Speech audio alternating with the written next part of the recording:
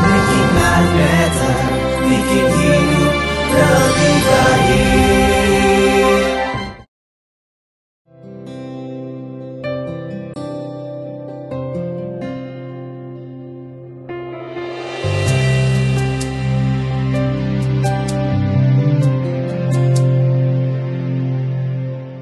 Aku takkan melupakan kasih setiamu.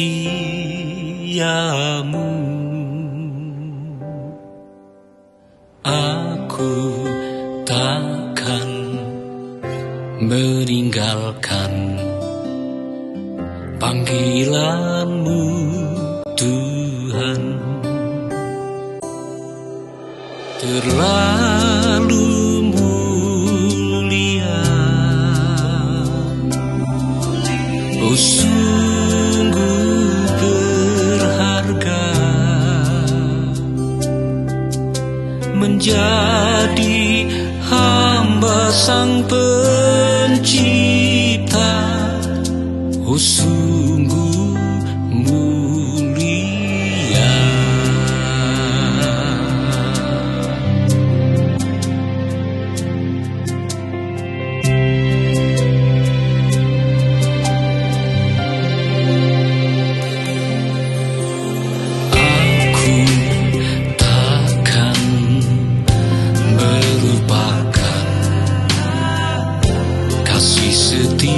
Setiamu,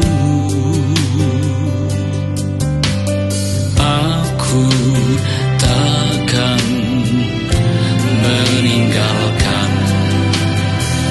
panggilanmu, Tuhan.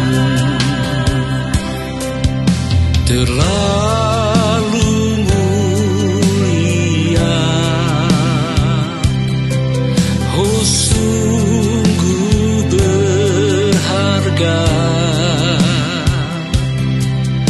menjadi hamba Sang Pencipta, oh sungguh mulia.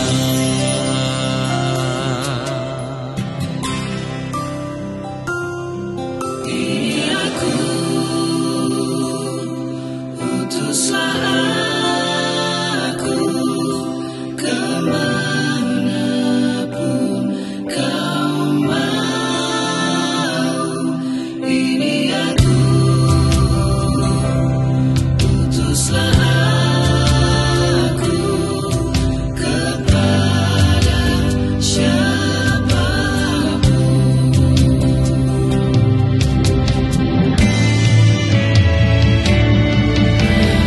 Aku takkan melupakan kasih setiamu.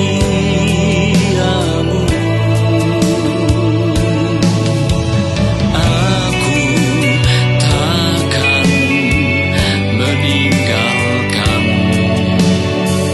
panggilanmu, Tuhan.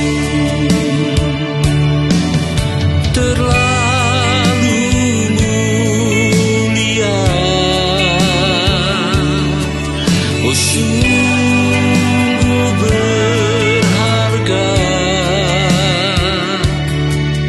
menjadi hamba Sang Pencipta, oh sungguh mulia.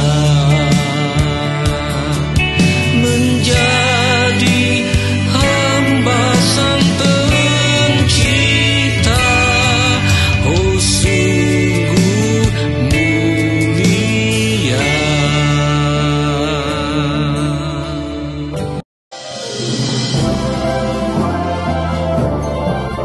Making life better, bikin hidup lebih baik. Ketemu saya, Paulus Wiratno, dalam program Making Life Better yang bikin hidup lebih baik. Bapak, Ibu, Saudara-saudara, sudah seminggu ini saya begitu sibuk dengan urusan keluarga dan urusan-urusan yang lain sehingga tidak bisa hadir menjumpai Anda semuanya. Dan sudah ada kebenaran-kebenaran pewahyuan yang saya dapatkan yang saya tidak sabar untuk membagikan kepada Anda semuanya. Karena saya yakin hidupmu, hidupku hanya ditentukan oleh perkataannya, perkataan Tuhan. Hidup saudara, hidup saya, hidup kita semua seperti apa kualitasnya sangat tergantung pada kebenaran. Itulah sebabnya benar apa yang dikatakan oleh Kitab Mazmur, berbahagialah orang yang kesukaannya merenungkan firman siang dan malam. Ia seperti tanaman yang ditanam di tepi aliran sungai, berbuah pada waktunya, daunnya tidak pernah layu, apa saja yang diperbuatnya berhasil. Keberhasilan hidup kita adalah produk ketaatan hidup kita kepada kebenaran firman. Semakin kita taat melakukan menjalankan kebenaran firman, semakin banyak kesempatan untuk kita mengalami kebenaran itu dalam kehidupan kita, saudara-saudara. Saya percaya setiap firman yang jatuh di hati yang baik atau tanah yang subur pasti akan menghasilkan sesuatu. Karena ibarat benih, benih itu tidak perlu disuruh tumbuh. Tidak perlu dipaksa, ayo tumbuh, ayo tumbuh. Benih itu kalau jatuh di tanah yang subur, tidak perlu disuruh bertumbuh, sudah bisa tumbuh sendiri. Karena benih itu punya potensi untuk bertumbuh. Tergantung jatuh di mana. Kalau jatuh di tanah yang berbatu-batu, biasanya tumbuh sebentar kemudian kering. Atau tumbuh di ilalang, tumbuh sebentar kemudian dicepit oleh ilalang. Nah saudara-saudara, kita mendengarkan kebenaran firman Tuhan hampir mungkin setiap hari, setiap minggu. Tetapi kalau firman itu tidak dibiarkan bertumbuh, maka firman itu tidak berpengaruh dalam kehidupan kita. Ada yang mengatakan bahwa the future you hold depend on the revelation you carry. Masa depanmu tergantung dari pewahyuan yang kau terima. Semakin banyak pewahyuan, semakin banyak kesaksian demi kesaksian yang saudara alami. Saya memberitahukan ini kepada saudara. Ini contoh saja. Saya percaya sekali dengan Yohanes pasal 1 ayat 16. Di dalam Yohanes pasal 1 ayat 16 dikatakan, dari kepenuhan Kristus kita berhak menerima kasih karunia demi kasih karunia demi kasih karunia. Artinya, karena Kristus adalah Allah yang menjelma menjadi manusia dan di dalamnya seluruh kepenuhan Allah ada di dalamnya. Maka kita yang percaya kepada Kristus, kita berhak menerima kasih karunia Allah. Setiap hari, kapan saja, di mana saja, dalam situasi apa saja, kita berhak menerima kasih karunia. Apa artinya kebenaran ini buat saya? Oh, saudara-saudara, saya setiap hari mengalami kasih karunia. Setiap pagi saya buka mata, saya langsung mengatakan, Tuhan, terima kasih buat hari yang baru. Sebab kalau hari ini saya masih bisa hidup, kalau hari ini saya masih bisa bernafas, kalau hari ini saya masih bisa menyaksikan terang matahari, kalau hari ini saya masih bisa menyaksikan orang-orang yang saya cintai, itu adalah kasih karunia daripada Allah.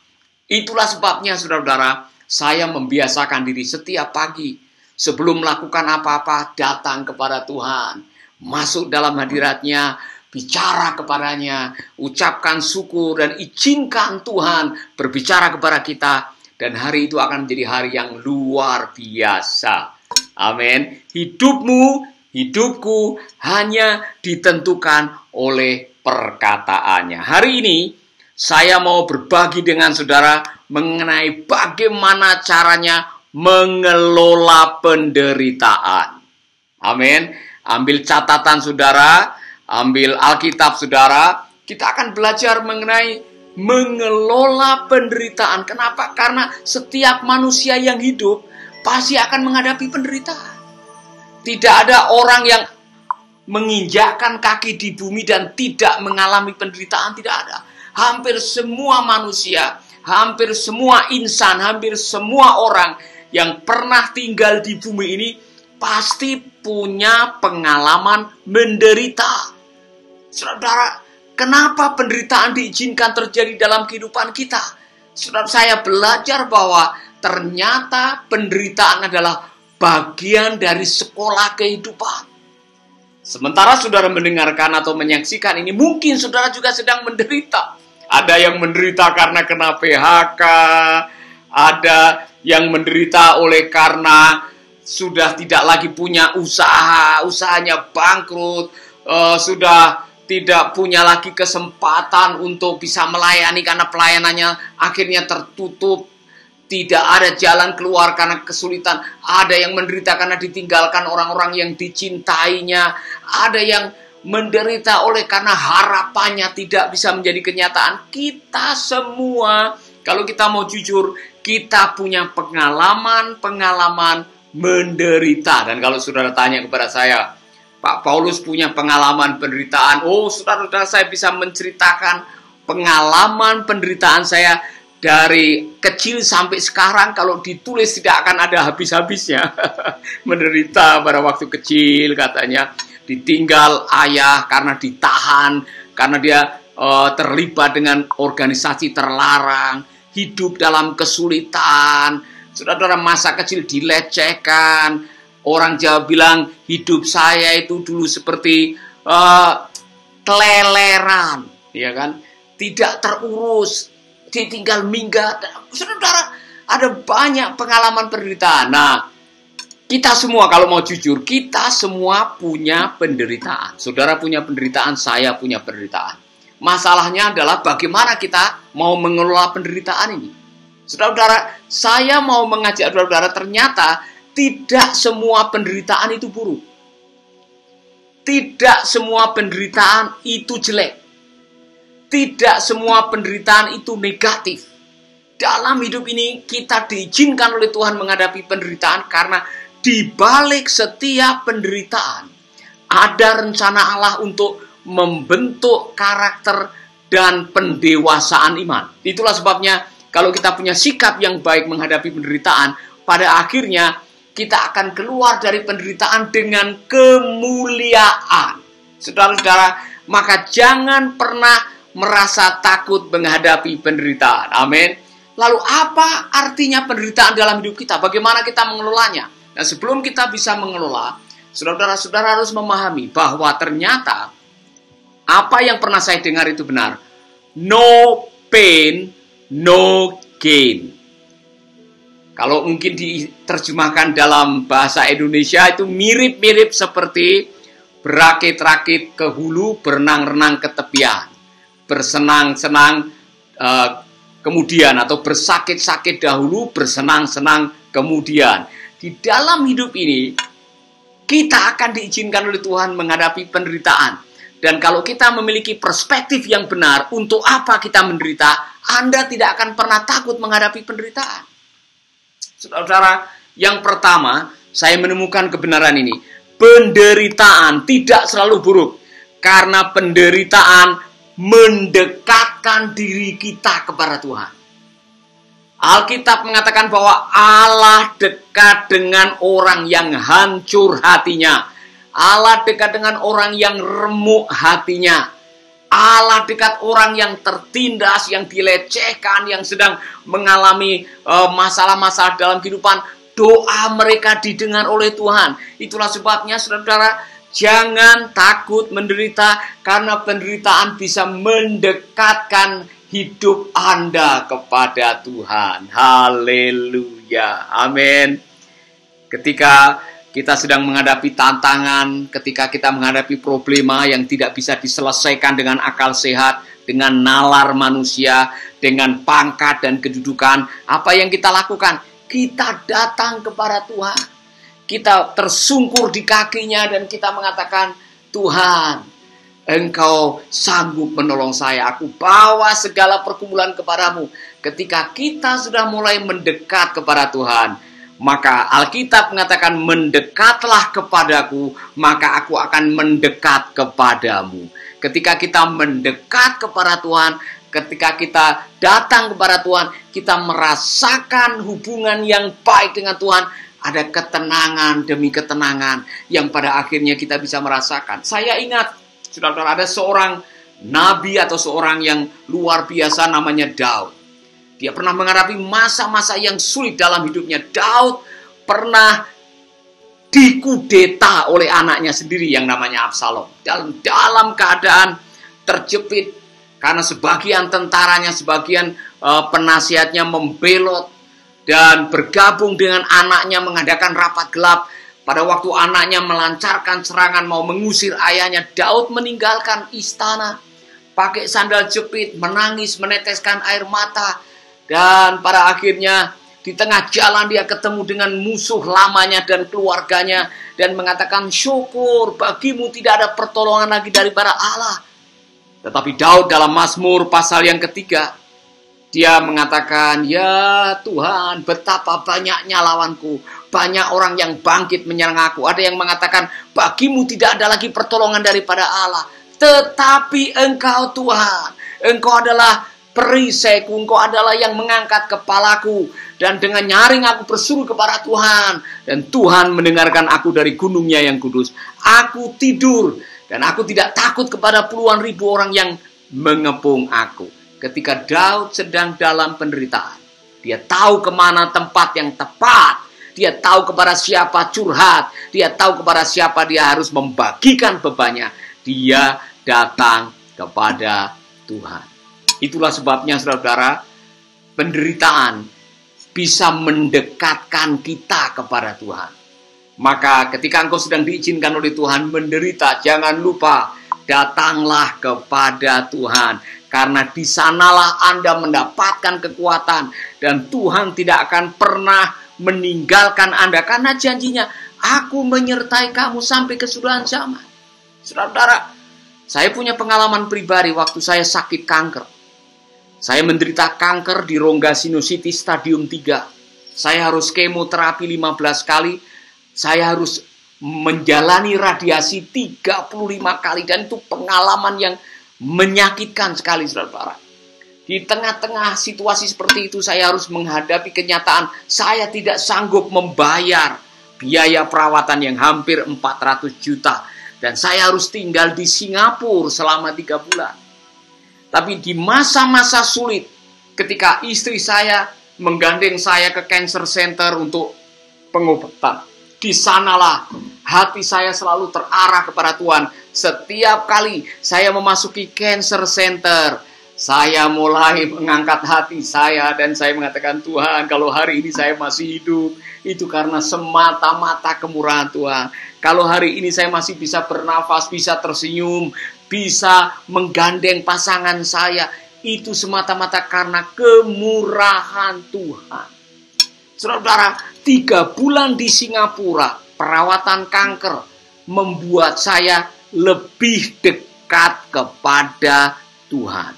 Oleh karena itu, saudara, saya menyarankan kepada saudara, saat Anda diizinkan oleh Tuhan menghadapi masa-masa yang sulit, saat engkau diizinkan menghadapi pergumulan, istilahnya engkau sedang ada di lembah kekelaman, jangan pernah meninggalkan Tuhan. Ada orang-orang yang kadang-kadang kalau lagi masalahnya datang justru menjauh dari Tuhan. Kalau ada pergumulan, persoalan justru menjauhi persekutuan. Saya mau mengajak saudara-saudara, ketika kita sedang menderita, ketika kita sedang menghadapi kesulitan, jangan menjauh dari Tuhan. Justru waktu itu adalah waktu yang sangat tepat untuk kita mendekatkan diri kepada Tuhan. Amin, saudaraku. Jadi penderitaan tidak selalu buruk. Karena penderitaan mendekatkan diri kita kepada Tuhan. Yang kedua, penderitaan mendekatkan kita kepada sesama. Saudara-saudara, saat Anda terhimpit, saat Anda sedang mengalami pergumulan yang berat, biasanya Tuhan akan mengirimkan orang untuk menolong saudara, mendoakan saudara, mendampingi saudara, mengkonselingi saudara. Dan ketika saudara dalam keadaan susah, saudara akan tahu siapa teman yang sejati atau siapa teman yang hanya berkawan waktu Anda masih punya harta dan kekayaan.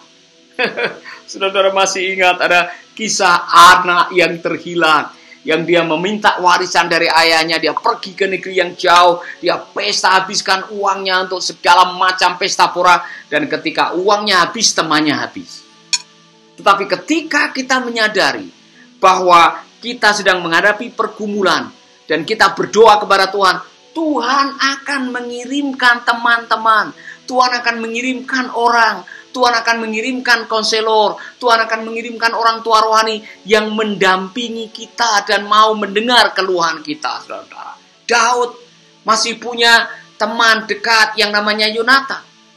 Daud masih punya tentara-tentara yang mau datang kepadanya walaupun dalam keadaan stres, tapi mereka mau tinggal bersama dengannya di dalam goa. Saudara, ketika saya sakit di Singapura, ada teman-teman yang terbang dari Amerika namanya Pak Rich Whitmer dengan Ibu Melissa. Dia terbang 20 jam dari Los Angeles datang ke Singapura menemani saya hanya untuk mendoakan dan memberkati saya selama 3 hari. Ada Pak Pendeta Richard Green dari Australia yang datang besuk hanya untuk mendoakan. Saudara, krisis, kesulitan, penderitaan kadang-kadang dipakai oleh Tuhan untuk mendekatkan kita kepada teman-teman yang sesungguhnya dalam hidup kita. Nah, kalau saudara mau tahu dia teman atau lawan ketika kita sedang dalam kesusahan, ya kan? Saudara mau tahu teman sejati dan teman palsu? Lihat siapa yang datang pada waktu Anda sedang mengalami celaka, waktu Anda sedang menghadapi musibah, waktu Anda sedang tidak punya apa-apa, waktu engkau sedang tergencet, terjepit, tersingkirkan. Masih adakah orang yang mau datang dan mengatakan, saya mau berdoa buat Anda? Itulah teman Anda. Itulah sahabat sejati Anda. Maka dikatakan di dalam Alkitab bahwa teman atau sahabat sejati itu lebih dekat daripada saudara kandung kita. Di tengah-tengah situasi sulit, di tengah-tengah kita menghadapi pergumulan yang mungkin secara manusia kita tidak bisa menyelesaikannya. Ingat baik-baik, Tuhan akan mengirimkan orang-orang yang akan menopang hidup saudara. Maka pandai-pandailah membangun persahabatan. Karena harta yang saya disebut harta karun yang nilainya tidak bisa dihargai dengan uang adalah sahabat. Cara Allah memberkati kita lewat sahabat. Maka saudara-saudara, pandai-pandailah membangun persahabatan. Pandai-pandailah merawat persahabatan. Dalam situasi yang sulit, mereka, sahabat Anda, yang akan datang untuk memberkati saudara. Amin.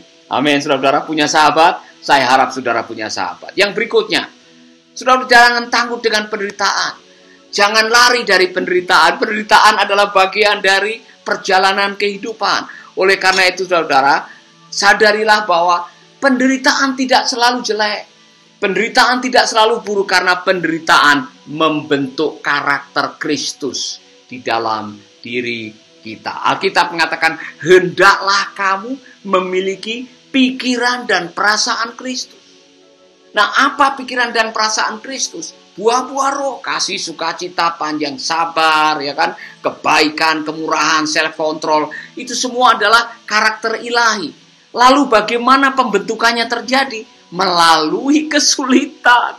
Allah akan membentuk buah kasih dalam hidup saudara dengan mengizinkan Anda bertemu dengan orang-orang yang membenci saudara, orang-orang yang bikin susah hidup saudara, orang-orang yang memusuhi saudara, orang-orang yang bikin bete, orang-orang yang kadang-kadang bikin tidak sabar. Dari merekalah kita sedang belajar bagaimana untuk hidup dalam kesabaran. Amin. Itulah sebabnya kalau saudara sedang diizinkan oleh Tuhan berjumpa dengan pergumulan, persoalan, tantangan, dan sebagainya, ingatlah di balik semuanya itu Allah turut bekerja sama untuk mendatangkan kebaikan. Melalui apa? Melalui kesulitan. Makanya Yakobus juga mengatakan, anggaplah sebagai kebahagiaan saudara-saudara apabila kamu diizinkan menghadapi berbagai-bagai pencobaan. Kenapa? Maksud semuanya itu adalah untuk memurnikan imanmu, kata Petrus. Yang berikutnya adalah untuk apa? Untuk membentuk karaktermu supaya kita menjadi orang-orang yang memiliki karakter ilahi. yaitu karakter Kristus. Haleluya. Amin. Saya belajar dalam hidup ini, ada banyak pengalaman-pengalaman yang kalau saya menengok kembali, saya dulu meneteskan air mata waktu saya mengalaminya. Tetapi sekarang waktu saya menengok kembali, saya tersenyum dan saya mengatakan, saya bersyukur kepada Tuhan. Saya melewati masa-masa itu. Karena apa? Pengalaman buruk, pengalaman penderitaan membentuk iman saya. Saya menjadi lebih sabar. Saya menjadi orang yang suka bersyukur kepada Tuhan. Saya menjadi orang yang menghargai namanya doa. Saya menghargai kebenaran firman melalui penderitaan demi penderitaan. Saudara-saudara, dengar baik-baik, penderitaan tidak selalu buruk. Karena penderitaan itu bisa menolong saudara, membentuk karakter saudara menjadi seperti Yesus. Dan yang terakhir, saudara-saudara, ketika saudara sudah diizinkan menderita, mengalami pergumulan, mengalami kesulitan, mengalami masa-masa sulit dalam hidup, dengar baik-baik, setelah saudara melaluinya, saudara akan menjadi bangga. Karena apa? Pengalaman hidup Anda, pengalaman penderitaan Anda bisa menjadi kesaksian yang memberkati orang banyak. Saya masih ingat pengalaman saya kena kanker bisa menjadi berkat buat seorang yang menjadi atau orang yang pernah mengalami pergumulan dan mereka tanya gimana rasanya menghadapi kanker. Kebetulan beliau ini adalah orang yang memiliki usaha batik keris, saudara. Suami istri pernah datang kepada saya pernah mengunjungi beliau di rumah sakit dan berdoa. Dan saya bisa bersaksi bagaimana pengalaman-pengalaman itu. Saudara-saudara, pengalaman buruk, pengalaman penderitaan, pengalaman menghadapi kesulitan, pengalaman-pengalaman yang rasanya tidak masuk akal yang pernah kita lewati, Tuhan izinkan terjadi dalam hidup saudara. Supaya apa? Anda bisa memberkati orang lain. Jadi sekarang kalau saya ketemu dengan orang yang menderita penyakit kanker sinusitis seperti saya bisa memberikan kesaksian. Saya bisa memberikan nasihat. Satu kali saya naik pesawat, di samping saya ada Pak Haji dengan ibu dari Malang yang baru saja berobat di Bali dan mereka mengalami penyakit komplikasi. Saya duduk di sampingnya, saya langsung bercerita. Saya bersaksi bahwa saya pernah menderita kanker stadium 3, 15 kali kemoterapi, 35 kali radiasi, tetapi saya disembuhkan oleh Yesus Kristus. Saudara-saudara, saya bisa bersaksi dan saya bisa mendoakan mereka. Jadi Allah mengizinkan Anda menghadapi penderitaan dengan maksud, yaitu supaya hidupmu menjadi kesaksian bagi banyak orang, dan kemanapun kau pergi, engkau bisa memberitakan kabar sukacita dan membawa mereka menjadi orang yang percaya kepada Tuhan. Jadi jangan pernah takut menghadapi penderitaan, karena kita tahu sekarang bahwa Allah turut bekerja sama untuk mendatangkan kebaikan bagi orang yang percaya kepadanya. Saudara-saudara, buat saudara yang mungkin punya teman yang pernah menderita penyakit kanker, nah saya kasih tambahan di sini. Kanker itu sel baik yang memberontak jadi jahat. Semua orang bisa terkena kanker. Tetapi Dr. Carmen Wong yang merawat saya, dia memberikan awasan, kalau orang Jawa bilang wanti-wanti. Waspadai 4 hal ini, jangan sampai bersarang di dalam hati saudara. Karena 4 hal ini bisa memicu sel kanker. Waspadai rasa bersalah, waspadai rasa khawatir, waspadai yang namanya stres dan kepahitan. 4, Anda tulis baik-baik. 4 ini tidak boleh bersarang di dalam hati saudara. Siapapun Bapak Ibu yang sedang mendengarkan ini, ketika Anda hidup dengan stres, khawatir, rasa bersalah, dan punya kepahitan, Anda akan menghadapi kesulitan. Karena menurut survei, penyakit itu 85% disumbang oleh pikiran. Penyakit yang menghinggapi orang-orang itu, penyakit apapun juga, saudara, 85% disumbang oleh pikiran. Makanya orang yang stres, orang yang marah, menyimpan kepahitan, khawatir, semua bersumber dari pikiran, biasanya mudah sakit. Maka firman Allah mengatakan, serahkanlah segala kekhawatiranmu kepada Allah, karena dialah yang memperdulikan kamu. Alkitab juga mengatakan, marilah kepadaku, hai kamu yang letih lesu dan beban berat, aku akan memberikan kelegaan kepadamu. Saudara-saudara, pengalaman membuktikan ketika saya bisa berserah, saya bisa masuk dalam hadirat Tuhan, saya bisa menyembah Tuhan dan menyerahkan segala beban kehidupan, hidup ini terasa ringan. Dan ketika hidup terasa ringan, ada sukacita. Sukacita itulah yang akan menyembuhkan saudara. The joy of the Lord is my strength. Sukacita dari Allah adalah kekuatan kita. Maka Rasul Paulus mengatakan, bersukacitalah. Sekali lagi kukatakan, bersukacitalah. Amin. Saudara-saudara, kita belajar hari ini bagaimana mengelola penderitaan. Kita semua dalam hidup ini pasti ada atau sedang atau telah atau akan menghadapi penderitaan. Ingat baik-baik, jangan takut menghadapinya, karena ada istilah yang mengatakan no pain, no gain. Tanpa menderita, Anda tidak akan pernah merasakan bagaimana indahnya kehidupan ini. Itulah sebabnya, saudara-saudara, saya mengulangi lagi, apa artinya menderita? Penderitaan bisa mendekatkan diri kita kepada Tuhan. Amin. Yang kedua, penderitaan bisa mendekatkan diri kita kepada sesama. Yang ketiga, penderitaan bisa membentuk karakter Kristus dalam hidup kita. Dan yang terakhir, penderitaan bisa membuat Anda mengalami pengalaman-pengalaman indah yang bisa menjadi saksi bagi orang-orang lain dalam kehidupan saudara. Bapak, Ibu, dan saudara-saudara yang sedang menonton, mendengarkan, jangan lupa bagikan video ini kepada teman-teman Anda. Tapi siang hari ini, kalau ada di antara Bapak Ibu yang sedang mengatakan, saya Pak sedang menderita, ada banyak pergumulan yang saya tidak bisa mengatasi sendiri, ada banyak tantangan, saya sudah pasrah, saya sudah menyerah. Mungkin saudara sudah mengatakan, ya nasib, ya nasib. Hari ini saya mau mengatakan, seperti ayat yang saya kutip tadi, Yohanes 1 ayat 16, dari kepenuhan Kristus Anda berhak menerima kasih karunia demi kasih karunia, demi kasih karunia, demi kasih karunia yang membuat Anda bisa bertahan menghadapi setiap kesulitan. Penderitaan yang Anda tidak akan bisa tanggung dengan kekuatan, harta, kekayaan, bisa dihadapi dengan anugerah Tuhan. Rasul Paulus pernah punya penyakit, dan dia sudah berdoa 3 kali, tapi Tuhan tidak mencabut penyakit itu. Dan Tuhan mengatakan, kasih karuniaku cukup bagimu. Yang saudara perlukan hari ini adalah kasih karunia Allah dalam hidup saudara. Kalau saudara adalah orangnya, dan saudara mengatakan, Pak, doakan saya mau berdoa buat saudara.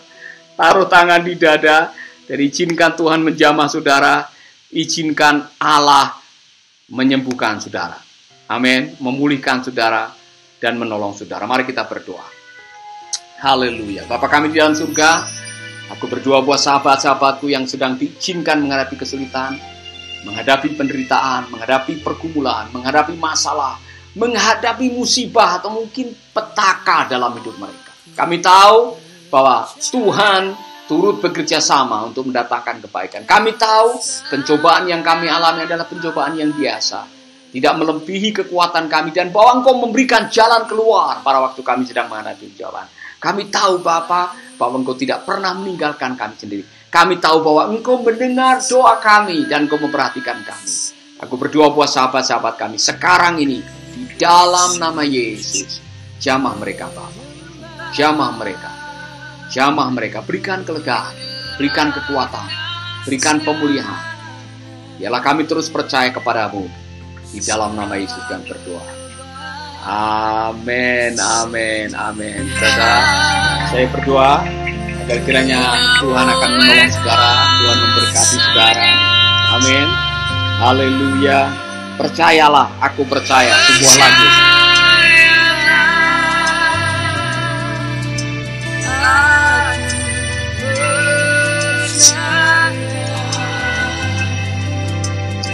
tangan Tuhan yang perkasa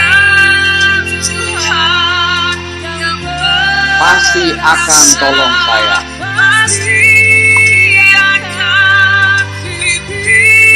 Amin. Berserahlah. Aku berserah, saudara-saudara, dalam hidup ini hanya berserah. Kadang-kadang kita hanya bisa berserah, serahkan kepada Tuhan. Nanti Tuhan yang akan melakukan pada waktunya. Tuhan tidak pernah kekurangan akal untuk menolong kita. Serahkan kepada Tuhan. Bung Wahyu, serahkanlah pergumulanmu kepada Tuhan. Ibu Rini, Ibu Rahel, serahkanlah kepada Tuhan. Ibu Cilo, serahkanlah pergumulanmu kepada Tuhan. Saudara-saudara yang bergabung, Pak Sada, serahkanlah masalahmu kepada Tuhan. Lagu ini saya karang untuk meyakinkan kepada kita bahwa ada banyak hal yang kita hanya bisa berserah kepada Tuhan. Amin.